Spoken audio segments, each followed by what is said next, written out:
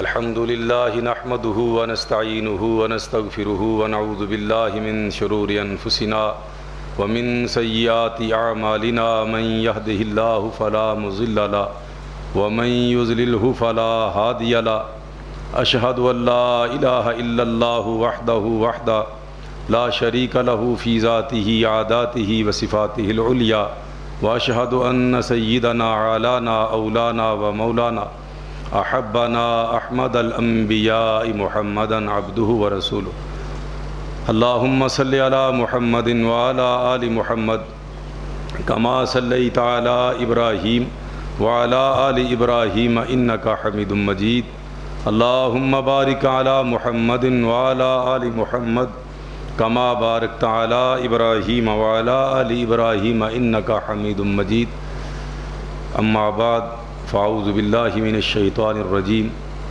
بسم اللہ الرحمن الرحیم یا ایہا الذین آمنوا قوا انفسکم واہلیکم نارا وقودها الناس والحجارہ علیہا ملائکۃ غلاظ شداد لا یعصون اللہ ما امرہم ویفعلون ما یؤمرون سبحان ربک رب العزت عما یصفون وسلام علی المرسلین والحمد للہ رب العالمین آمین یا رب العالمین۔ اللہ احکم الحاکمین کی حمد و ثنا اور درود و سلام نبی مکرم صلی اللہ علیہ وسلم کی ذات اقدس پہ، رہتی دنیا تک آنے والے آپ کے ماننے والے آپ کے متبعین متبعات سب پہ اللہ احکم الحاکمین کی رحمت کی برکھا نازل ہو۔ پچھلے کچھ خطبات جمعہ سے ہم نے اپنا تجزیہ جو ہے وہ شروع کیا ہوا ہے کہ رمضان المبارک کے اندر جو توبہ جو استغفار ہم سے اللہ نے کروایا، اللہ کی توفیق سے ہم نے کیا، اس کی کیفیت کیا ہے؟ رمضان جانے کے بعد ہم کہاں کھڑے ہوئے ہیں؟ دل کی زمین بدلی کہ نہیں بدلی؟ کیفیات تبدیل ہوئیں کہ نہیں ہوئیں؟ ہماری توبہ اور استغفار کی اس وقت کیفیت اور حالت کیا ہے؟ تو اس کا مقصد صرف یہی ہے کہ ہم سب اپنے استغفار اور توبہ کو پختہ کر سکیں اور اس کو قائم اور دائم رکھ سکیں۔ رمضان کا تقوی لعلکم تتقون، تاکہ تم پرہیزگار بن جاؤ، تو 11 مہینے اسی طرح پرہیزگاری سے گزارنے کی کوشش کریں گے تو اس کا مقصد حل ہو جائے گا۔ رمضان کا تقوی رمضان میں ہی رہے گا تو پھر اس کا فائدہ نہیں ہوگا، کیونکہ یہ تقوی اور پرہیزگاری گناہوں سے معافی اور توبہ پہ قائم رہنا یہ مومن کا زیور ہے اور مومن کے لیے انتہائی ضروری ہے۔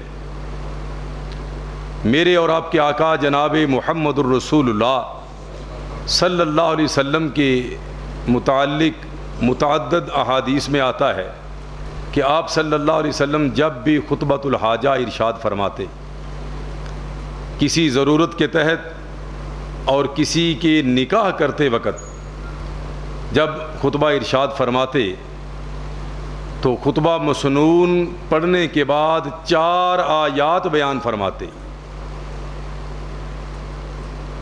یا ایھا الذین آمنوا اتقوا اللہ حق تقاتہ ولا تموتن الا وانتم مسلمون، اے ایمان کا دعویٰ کرنے والو، اللہ کے حضور متقی بن جاؤ، اپنے گناہوں کی معافی مانگ کے آئندہ کے لیے گناہ سے بچ جاؤ، اس کی نافرمانی سے بچو، اور یہ جو ہے یہ ہمیشہ ہمیشہ کے لیے موت تک اسی طرح مسلمان بن کے رہو۔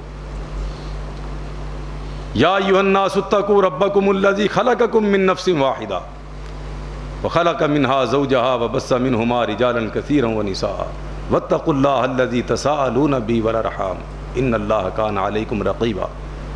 دوسری آیت میں بھی حقوق اللہ کو پامال کرنے سے بچو، حقوق العباد کو پامال کرنے سے بچو، اور اللہ کی نافرمانی سے بچ کے رہو کیونکہ اللہ تمہیں دیکھ رہا ہے۔ اور جو سورہ احزاب کی 2 آیات ہیں ان کے اندر بھی یہی ہے، یا ایھا الذین آمنوا اتقوا اللہ وقولوا قولا سدیدا یصلح لکم اعمالکم ویغفر لکم ذنوبکم ومن یطع اللہ ورسولہ فقد فاز فوزا عظیما۔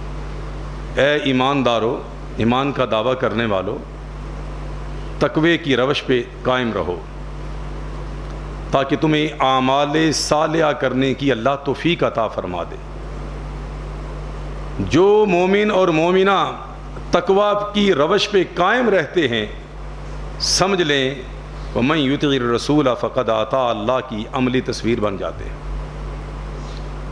وَمَن يُطِعِ اللَّهَ وَرَسُولَهُ فَقَدْ فَازَ فَوْزًا عَظِيمًا کے مصداق بن کے کامیاب اور کامران ٹھہرتے ہیں۔ یہی مقصود مومن ہے ہماری ہر عبادت کا، چاہے وہ حقوق اللہ سے ہوں، چاہے وہ حقوق العباد کے ساتھ تعلق رکھتے ہیں۔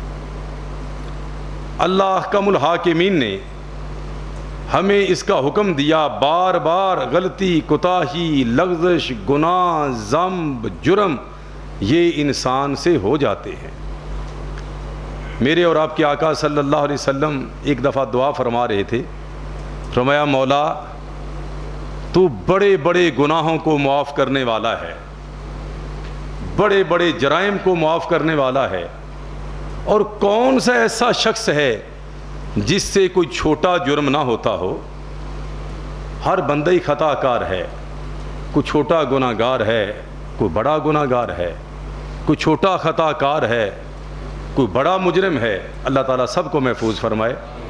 تو توبہ کے لیے ہر بندے کے لیے یہ حکم ہے کہ توبہ کرو، اور حقیقی بات یہ ہے کہ جس طرح نماز فرض ہے، روزہ فرض ہے، صاحب نصاب پہ زکوٰۃ فرض ہے، استطاعت والے پہ حج فرض ہے، اسی طرح یہ توبہ کرنا بھی ہمارے اوپر فرض ہے۔ فرض کیا ہوتا ہے؟ جس کا اللہ حکم دے اور اس کی روشنی میں رسول اللہ صلی اللہ علیہ وسلم حکم دے۔ رسول اللہ صلی اللہ علیہ وسلم کا حکم بھی فرض کی حیثیت رکھتا ہے۔ کیسے اور کب؟ جس طرح نماز کا حکم اللہ نے قرآن میں دیا، زکوٰۃ کا حکم اللہ نے قرآن میں دیا، حج کا حکم اللہ نے قرآن میں دیا، یہ کیا چیزیں ہمارے اوپر ہو گئیں؟ فرض ہو گئیں۔ سرتابی کی گنجائش نہیں ہے الا یہ کہ مخصوص مقامات ہوں، اور جن چیزوں کا حکم ہوتا ہے لیکن ان میں گنجائش موجود ہوتی ہیں وہ فرض نہیں ہوتی۔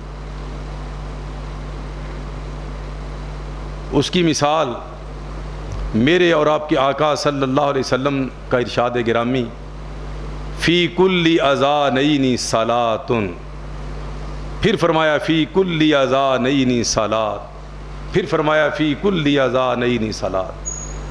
3 مرتبہ میرے اور آپ کے آقا صلی اللہ علیہ وسلم نے ارشاد فرمایا کہ ہر اذان اور اقامت کے درمیان نماز ہے، ہر اذان اور اقامت کے درمیانی وقفہ میں نماز ہے، ہر اذان جب ہو جائے اور اس کی اقامت سے پہلے، تکبیر سے پہلے نماز پڑھنا ہے۔ اور تیسری مرتبہ آپ نے کیا ارشاد فرمایا؟ لمن شاء، جو چاہے۔ گنجائش مل گئی۔ اب یہ کیا ہے؟ فرض نہیں ہے۔ اسی طرح میرے اور آپ کے آقا صلی اللہ علیہ وسلم کا فرمان کہ جو شخص چاہے کہ جمعے کی فرض نماز کے بعد نماز پڑھے، جمعہ کی فرض نماز کے بعد جو شخص نماز پڑھنا چاہے، من شاء ان یصلی بعد الجمعۃ، جو بندہ چاہے کہ جمعہ کی فرض نماز کے بعد نماز پڑھے، اسے کیا چاہیے؟ فلیصلی اربعا، اسے چاہیے کہ 4 رکعت پڑھے۔ ہم نے تو آج تک 2 ہی ٹکائی ہوئی ہیں نا، لیکن میرے اور آپ کے آقا صلی اللہ علیہ وسلم کا حکم کیا ہے؟ جو چاہے پڑھے۔ اچھا، یہ جمعہ کی نماز کے بعد 4 رکعت 2 رکعت 6 رکعت پڑھنا فرض، گنجائش آ گئی، جو چاہے وہ پڑھے، تو یہاں بھی گنجائش ہے۔ اگر آپ فرما دیتے کہ پڑھے تو کیا ہوتا؟ فرض ہو جاتا۔ جس طرح آپ فرمایا آپ نے فی کل اذانین صلاۃ، ہر اذان اور اقامت کے درمیانی وقفہ میں نماز ہے۔ لمن شاء نہ کہتے کہ جو چاہے، تو کیا ہو جاتا؟ فرض ہو جاتا۔ اللہ اور اس کے رسول صلی اللہ علیہ وسلم کا جب حکم آ جائے بغیر کسی گنجائش کے، وہ فرض اور واجب ہو جاتا ہے۔ لہٰذا یہ توبہ استغفار بھی اللہ احکم الحاکمین کی طرف سے فرض ہے ہمارے اوپر۔ وَتُوبُوا إِلَى اللَّهِ جَمِيعًا أَيُّهَا الْمُؤْمِنُونَ لَعَلَّكُمْ تُفْلِحُونَ، اے ایماندارو، سب کے سب مل کے جتھا بنا کے اللہ کے حضور توبہ استغفار کیا کرو۔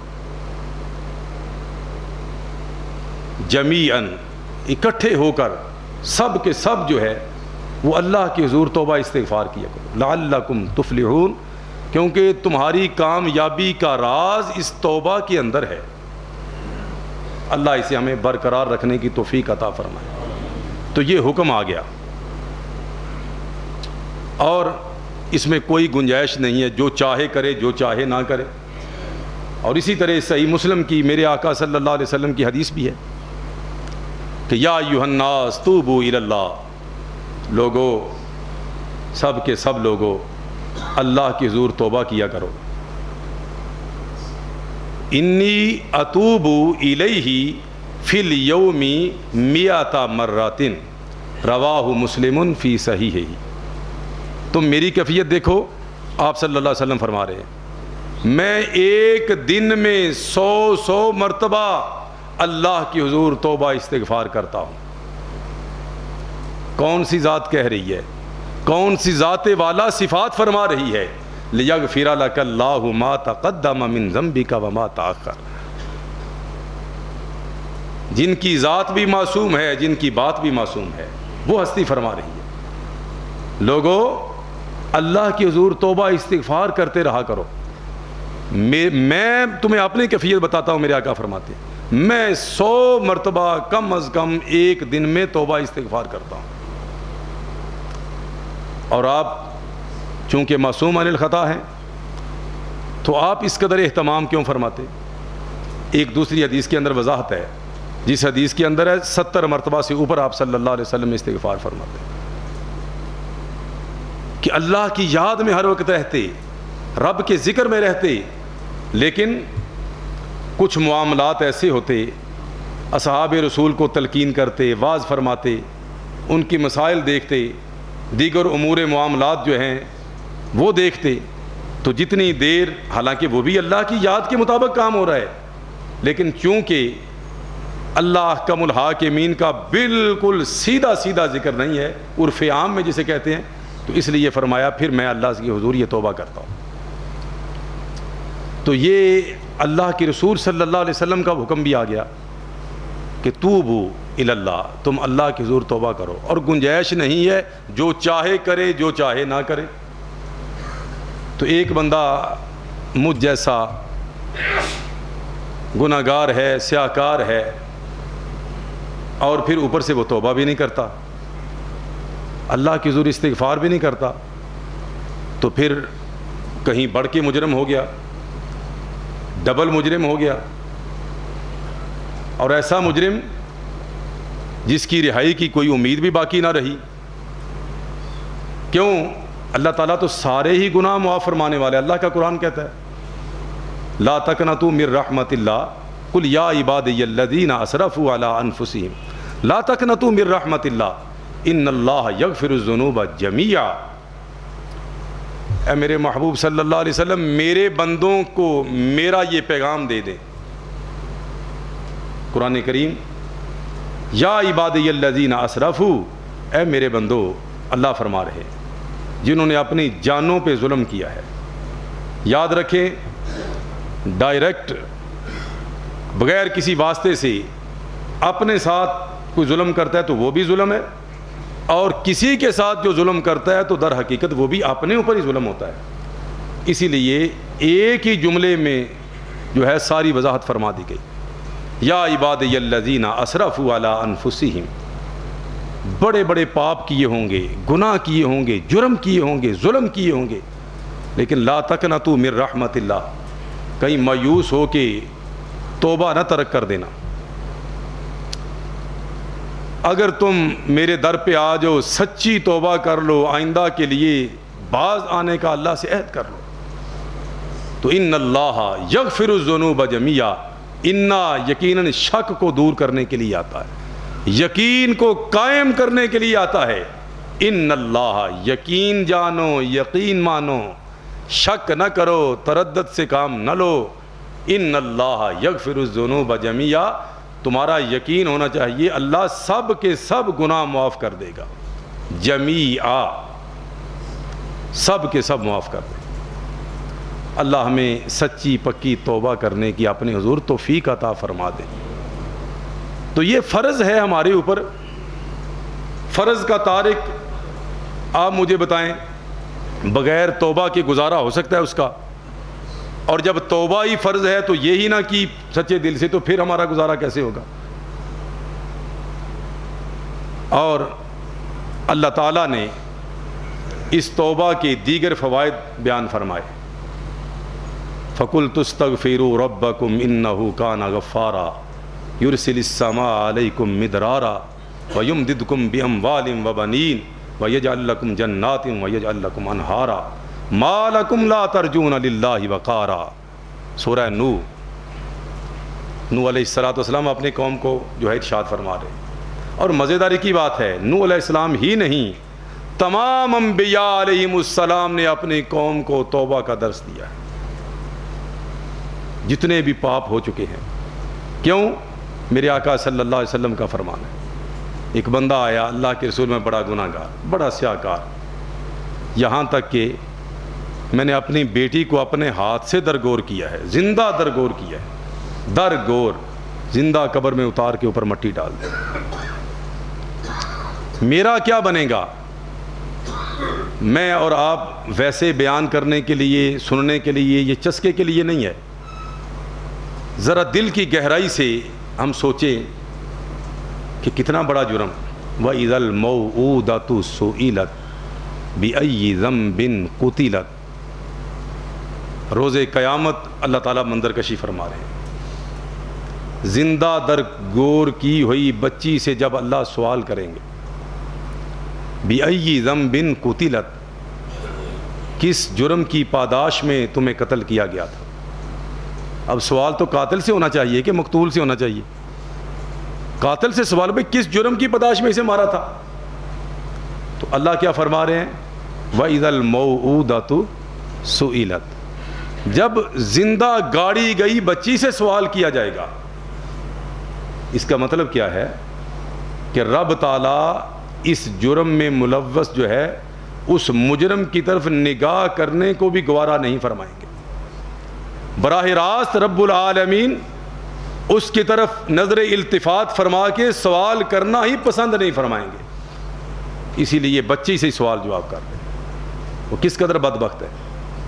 لیکن آقا میں نے کر دیا، فرمایا اچھا تو میرا جرم؟ فرمایا ان الاسلام یہدم ما کان قبلہ، اسلام لے آ سچے دل سے، پاپوں سے توبہ کر لے تو اللہ تعالیٰ تمہیں معاف کر لے گا۔ اسلام لانا پہلے گناہوں کو مٹا کے رکھ دیتا۔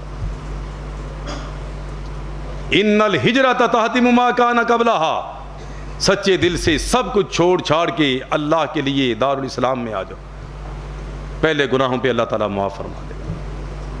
ان التوبۃ تہدم ما کان قبلہا، اور سچے دل سے کی ہوئی توبہ یہ بھی اللہ تعالیٰ پہلے گناہوں کو معاف فرما دے گا۔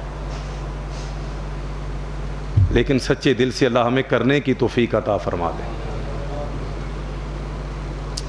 تو بہرحال اللہ کے رسول صلی اللہ تعالیٰ علیہ وسلم ارشاد کیا فرما رہے ہیں؟ حضرت نوح علیہ السلام، فَقُلْتُ اسْتَغْفِرُوا رَبَّكُمْ إِنَّهُ كَانَ غَفَّارًا يُرْسِلِ السَّمَاءَ عَلَيْكُمْ مِدْرَارًا وَيُمْدِدْكُمْ بِأَمْوَالٍ وَبَنِينَ وَيَجْعَلْ لَكُمْ جَنَّاتٍ وَيَجْعَلْ لَكُمْ أَنْهَارًا۔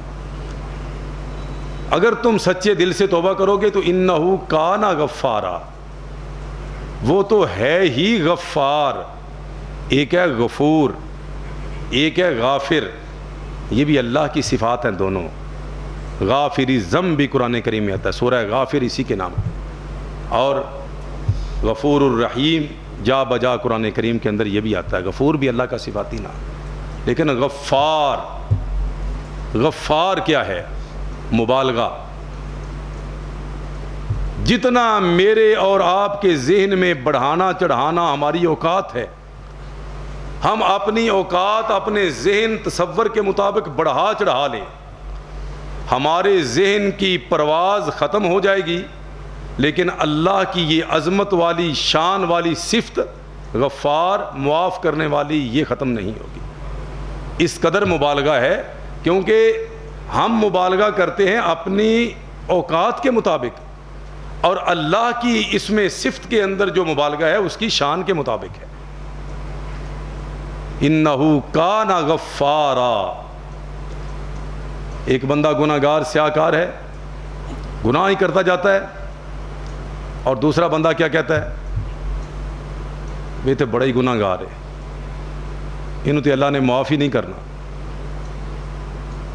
دو حدیث کے اندر واقعات موجود ہیں، میرے آقا صلی اللہ علیہ وسلم فرماتے ہیں رب تعالیٰ غیظ و غضب میں آ جاتے ہیں، میں تمہاری ڈیوٹی، میں تمہارا متحد ہوں، نعوذ باللہ، علی کل شیء قدیر ہوں، اور وہ علی کل شیء قدیر ہے، ہر چیز پہ قادر ہے، اسے کوئی پوچھنے والا نہیں، لا یسأل عما یفعل، جو وہ کر گزرے اسے کوئی پوچھنے والا نہیں۔ لہٰذا ہمیشہ ہر بندہ بندی یہ سوچے کہ کسی اپنے کو اچھا جو ہے وہ اس کو جو امید دلائے، ہو سکتا ہے اس کے کام بننے سے اللہ تعالیٰ تمہارا بھی کام بنا دے۔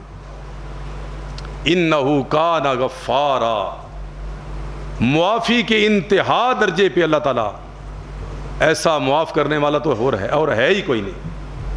یرسل السماء علیکم مدرارا، معافی مل گئی، یرسل السماء علیکم مدرارا، یہ بارشوں کی بندش، قحط سالی، یہ بھی اللہ ختم فرما دیتے ہیں۔ یرسل السماء علیکم مدرارا ویمددکم باموال وبنین، اور رب العالمین مال کی بہتات بھی تمہیں عطا فرما دے، مال و زر کی کمی نہیں چھوڑیں گے، وبنین، اور تمہیں اللہ اولاد نرینہ سے بھی نواز دیں گے، ویجعل لکم جنات ویجعل لکم انہارا، رب العالمین تمہاری اس دھرتی کو لہلہاتا ہوا سرسبز و شاداب بنا دے، نہ پانی کی کمی، نہ سبزے کی کمی، نہ روزی کی کمی، نہ اولاد کی کمی، نہ عزت کی کمی، کسی چیز کی کمی رب العالمین نے نہ دی۔ اور ہے کیا؟ صرف سچے دل سے توبہ استغفار کرنا ہے۔ اللہ تعالی ہم سب کو کرنے کی توفیق عطا فرما دے۔ اللہ احکم الحاکمین نے اپنے قرآن کے اندر بہت سارے لوگوں کو یہ حکم دیا کہ سچے دل سے توبہ کرو، میں تمہیں معاف کر دوں گا۔ اور ہمارے آقا و مرشد صلی اللہ تعالی علیہ وعلی آلہ وصحابہ وبارک وسلم، آپ صلی اللہ علیہ وسلم کی احادیث کے اندر بھی بہت سارے ایسے آپ کے احکام ملتے ہیں جسے آپ نے حکم دیا کہ ہم توبہ کرو، اللہ معاف کر دے۔ اللہ اکبر، یہ کتنے انعام ہیں! اور سب سے بڑا اللہ کا انعام کیا ہے؟ کہ رب تعالیٰ اس بندے سے خوش ہو جاتا ہے، جو بندہ سچے دل سے توبہ استغفار کے کلمات کہتا ہے، رب تعالیٰ اس سے راضی ہو جاتا ہے۔ ایک حدیث رسول سنیے، آپ کا ایمان تازہ ہو جائے گا۔ حیدر کرار حضرت علی المرتضیٰ رضی اللہ تعالی عنہ، وہ ان کو ایک سواری پیش کی گئی، انہ اتیا بدابہ لیرکبہا، تاکہ آپ اس پہ سوار ہوں، فوضع رجلہ فی الرکاب، آپ رضی اللہ تعالیٰ عنہ، یہ آپ کی خلافت کا واقعہ ہے، آپ رضی اللہ تعالیٰ عنہ نے اپنا دایاں قدم مبارک جو ہے وہ سواری کی رکاب کے اندر رکھا، اور کیا فرمایا؟ بسم اللہ، اللہ کے نام سے، اس کے بابرکت نام سے میں سوار ہونے لگا ہوں۔ اور فلم مستوا، جب آپ سیدھے ہو کے اس کے اوپر براجمان ہو گئے، بیٹھ گئے، تشریف فرما ہو گئے، تو پھر آپ نے فرمایا الحمدللہ، اللہ تیرا شکر ہے، اللہ تیری تعریف ہے جو تو نے مجھے اس قابل بنایا۔ اور پھر فرمایا ثم قال سبحان الذی سخر لنا ھذا وما كنا له مقرنین وَإِنَّا إِلَىٰ رَبِّنَا لَمُنْقَلِبُونَ۔ یہ دعا سفر کی تقریباً احباب کو آتی ہوگی، لیکن جس طرح میں یہ حدیث آپ کے سامنے رکھ رہا ہوں، اللہ کرے ہمیں اس طریقے سے یہ دعا آ جائے۔ جب سواری کے اوپر پاؤں رکھیں تو کیا کہیں؟ بسم اللہ۔ اور جب بیٹھ جائیں ٹیک لگا کے پھر کیا کہیں؟ الحمدللہ۔ اور پھر اس کے بعد سبحان الذی سخر لنا ھذا، پاک ہے ہر عیب سے، ہر نقص سے وہ ذات، محتاج میں اس کا محتاج ہوں، وہ کسی کا محتاج نہیں ہے۔ اور سبحان الذی سخر لنا ھذا، اس ذات نے ہمارے اوپر کرم کیا کہ اس سواری کو ہمارے کنٹرول میں دے دیا، جدھر کریں گے ادھر ہی جائے گی، جو چاہیں گے وہی کرے گی۔ اور یہ میں سمجھتا ہوں کہ آج کی سواری ہو یا پرانے وقت کی سواری ہو، اللہ کے حکم کے بغیر ہم اسے کنٹرول نہیں کر سکتے۔ سبحان الذی سخر لنا ھذا وما كنا له مقرنین۔ آپ کو کئی دفعہ اتفاق ہوا ہو، مجھے کئی دفعہ ہوا ہے کہ آپ بڑی تیزی سے جا رہے ہیں، آگے بھی بڑی تیزی سے آ رہے ہیں، یا آپ جا رہے ہیں، آپ دو گاڑیوں کو ادھر ایک دوسرے کے جو ہے وہ سمجھتے ہیں کہ بالکل لگنے لگی ہیں، اچانک ایک ادھر ہو جاتی ہے، ایک ادھر ہو جاتی ہے۔ یہ بارہا اتفاق ہوا۔ اس کو کنٹرول اصل میں کون کر رہا ہوتا ہے؟ مالک الملک۔ سبحان الذی سخر لنا ھذا وما كنا له مقرنین۔ ہمارے بس کی یہ بات نہیں ہے کہ ہم خود اسے کنٹرول کر سکیں، یہ اللہ کی رحمت ہے۔ وَإِنَّا إِلَىٰ رَبِّنَا لَمُنْقَلِبُونَ۔ اور ہمارا یہ یقین ہے کہ ایک روز ہم نے اپنے رب کے حضور پیش ہونا ہے۔ اور یہ دعا پڑھنے کے بعد آگے ایک دعا اور پڑھی، سبحانک، اللہ تو پاک ہے، اللہ تو پاک ہے، فاغفر لی ذنوبی، یا اللہ میرے گناہوں کو معاف کر دے۔ سبحانک فاغفر لی ذنوبی، تو پاک ہے میرے گناہوں کو معاف کر دے۔ فَإِنَّهُ لَا يَغْفِرُ الذُّنُوبَ إِلَّا أَنْتَ، کیونکہ میرا یہ یقین ہے اور حقیقت حال بھی یہی ہے کہ تیرے سوا میرے نامہ اعمال سے گناہ کوئی نہیں مٹا سکتا۔ فَإِنَّهُ لَا يَغْفِرُ الذُّنُوبَ إِلَّا أَنْتَ۔ جب یہ دعا مکمل کی، ثم ضاحکا، امیر المومنین ہنس پڑے، مسکرائے نہیں، مسکراہٹ سے تھوڑا سا آگے ہنس پڑے، ضاحکا۔ فقیلا من ای شیء ضحکت یا امیر المومنین۔ اب پوچھنے والے پوچھتے ہیں، امیر المومنین آپ نے یہ دعائیں پڑھی ٹھیک ہے، لیکن آپ کو یہ ہنسی جو ہے یہ کس بات پہ آئی ہے؟ کہتے ہیں چلو یہ بھی سن لو، یہ کس وجہ سے میں ہنسا ہوں۔ فرمایا رأیت رسول اللہ صلی اللہ علیہ وسلم ثنا کما ثنات، میں نے رسول اللہ صلی اللہ علیہ وسلم کو اسی طرح دیکھا تھا جس طرح میں نے یہ دعائیں پڑھی ہیں، جس انداز سے رسول اکرم صلی اللہ علیہ وسلم نے بھی اسی انداز سے یہ دعائیں پڑھی تھی۔ اور دعائیں مکمل کرنے کے بعد فضاحک رسول اللہ صلی اللہ علیہ وسلم، تو رسول اللہ صلی اللہ علیہ وسلم بھی ہنس پڑے تھے۔ تو میں نے تو آپ کی سنت زندہ کی ہے، میں بھی ہنس پڑا ہوں۔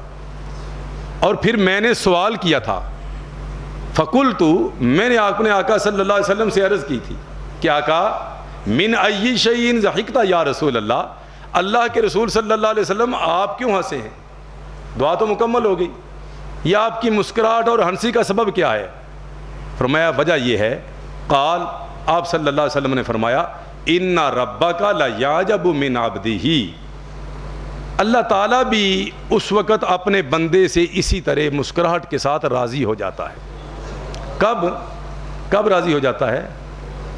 جب بندہ اللہ کی حضور توبہ استغفار کرتا ہے اور اللہ بڑا خوش ہوتا ہے، اور پھر اللہ کیا فرماتا ہے؟ یقول یعلم انہ لا یغفر الذنوب غیری، میرا بندہ اتنا جانتا ہے کہ میری ذات کے سوا اس کے نامہ اعمال سے گناہ کوئی نہیں مٹا سکتا، اس لیے اللہ تعالیٰ بھی خوش ہو جاتا ہے۔ تو محمد صلی اللہ علیہ وسلم بھی خوش ہوئے، امیر المومنین کہتے ہیں پھر اس وجہ آپ کی سنت کے مطابق میں بھی خوش ہوا۔ مسند احمد کے اندر یہ صحیح سند کے ساتھ حدیث ہے۔ اللہ مجھے اور آپ کو عمل کرنے کی توفیق عطا فرمائے۔ یہ توبہ استغفار کے متعلق ایک بہت اہم مسئلہ ہے، وہ بھی انشاءاللہ میں آپ سے ڈسکس کرنا چاہتا ہوں۔ پچھلے خطبہ میں بھائی محمود صاحب نے سوال کیا تھا کہ کسی بندے کا، کیونکہ توبہ دو معاملات میں گناہ ہوتے ہیں نا، ایک معاملہ ہوتا ہے جس کا تعلق اللہ تعالیٰ کی ذات کے ساتھ ہوتا ہے حقوق اللہ میں، اور دوسرا گناہ حقوق العباد میں ہوتا ہے۔ یہ دو ہی چیزیں ہیں جن کے متعلق، یعنی جن کے اندر اللہ تعالیٰ معاف فرمائے بندہ ظلم اور زیادتی کرتا ہے۔ تو اگر تو تعلق ہے بندے کا اللہ تعالیٰ کے حقوق کے ساتھ، تو اس کا صاف صاف سیدھا سیدھا معنی یہ ہے کہ اللہ کے حضور توبہ کرے اور معافی لے لے۔ اور اگر بندوں کے ساتھ اس کا معاملہ ہے تو جس کے ساتھ زیادتی کی ہے، اگر وہ زندہ ہے، حیات ہے، تو اس سے معافی مانگے، جس طریقے سے بھی وہ راضی ہو اس کو راضی کرے، تو یہ حقوق العباد ہے۔ دوسرا، لیکن ایک بندے نے کسی بندے کے ساتھ ظلم زیادتی کی، وہ دنیا میں نہیں رہا، یعنی فرض کرو اسے قتل ہی کر دیا ہے، یا اس طرح کوئی اور ظلم زیادتی کی ہے اس سے چھوٹی، تو وہ دنیا میں نہیں ہے، تو اب اس کے متعلق ظاہر ہے لا محالہ اللہ کی ظہوری توبہ کرے گا۔ اور جس طرح رسول اکرم صلی اللہ علیہ وسلم فرمایا کرتے تھے، یا اللہ جس بندے کے ساتھ میں نے زیادتی کی، مجھ سے کوئی زیادتی کو ہو گئی کسی کے ساتھ، تو اللہ تعالیٰ اسے بھی معاف کر دے، مجھے بھی معاف کر دے۔ تو یہ آپ صلی اللہ علیہ وسلم نے کسی سے زیادتی تو نہیں کی، امت کو سبق ہے نا۔ تو بہرحال تو روز قیامت بھی رب العالمین اس مظلوم کو راضی کیے بنا اس کو جنت نہیں دیں گے۔